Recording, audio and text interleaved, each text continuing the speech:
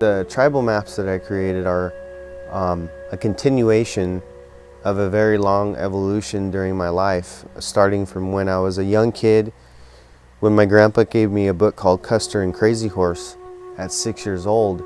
That opened my eyes to some of the atrocities that happened to the people here, and it made me question about my own tribe. And as I got older, you know, I would engage with the community. I'd go to powwows, I'd meet other Native people, and kind of try to understand their tribe's histories. Then I got involved in a lot of, you know, sacred sites issues. It makes me mad though, because it's like, here's the U.S. flag and the state of Oklahoma flag flying on Sequoia's property. I don't see how that pertains. You know, there should be a Cherokee Nation flag there, one of the Cherokee Nation flags of the time or something. Because just because this, you know, this is part of the state park system, it's just a way to control the history, you know. And it makes me wonder how much of the history isn't told inside this building when I see things like that. But that's probably just the activist in me.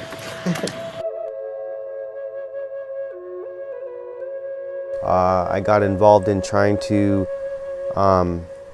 tell the truth at even my high school about, you know, Columbus Day or Thanksgiving. I challenged my teachers all through public school. I, you know, wrote essays that were from a Native perspective.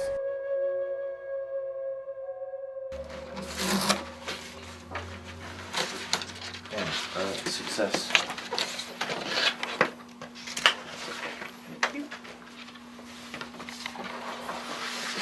And one of the other interesting things I think that people forget about is, among all indigenous people, is that connection to that space and our sacred places being there and our creation stories being from there.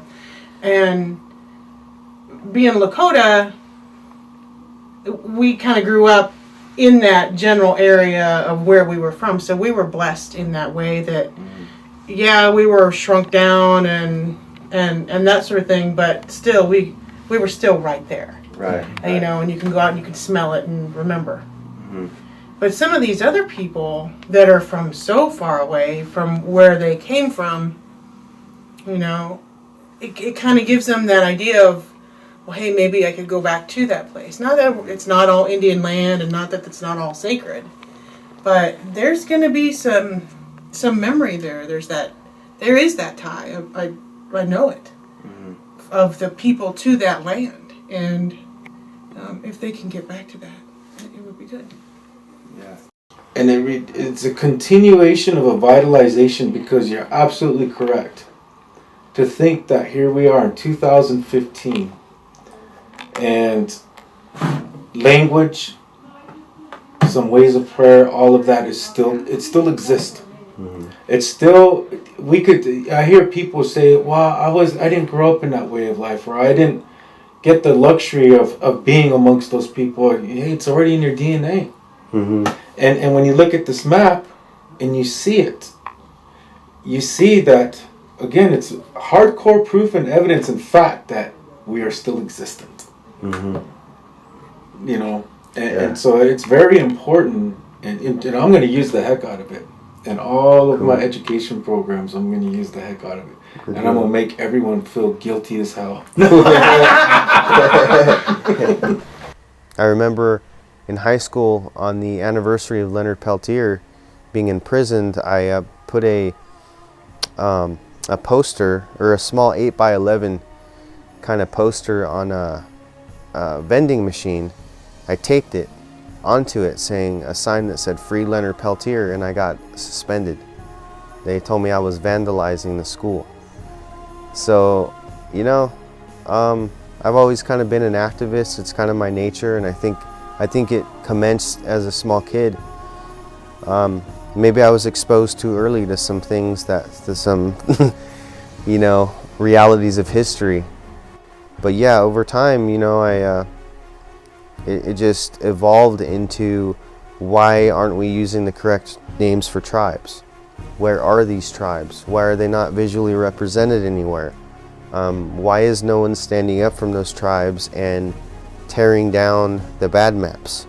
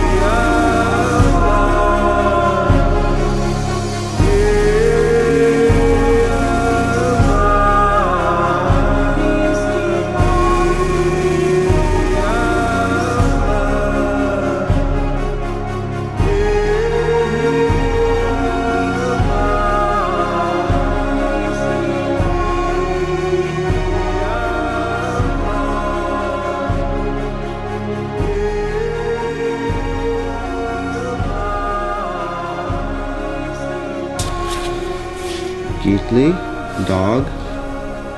Gitli agotihas. Gitli utana. Gitli usti. Can you help me turn it? Big dogs and little dogs. Chuntana getli, ale chunsi getli. Black and white dogs. Ani ganige getli, ale ani unega getli. Getli agotihas. Ha usti, ha sequoia. I have a hope for these maps that they, and I've seen them do this already. I've seen them instill pride in people. People that have never seen their tribe on a map before, you know, they let me know, hey, you know, I appreciate that my tribe's on there, or my band of my nation that hasn't ever been represented is there. And I think about things like, you know, all of the suicides and the depression and the drinking and some of the negative things going on in Native communities. And not that my maps are going to come in and clear all those problems away, but I feel like it's one small piece of the puzzle of bringing pride back, you know, and bringing a sense of like we need something visual to remind us that this is Native land, you know. And there's so many people that have so many reasons to be proud that are walking around missing that pride. So it's just part of the restoring names, which is a theme that's going around in Indian country right now and has been for years, way before I started my maps.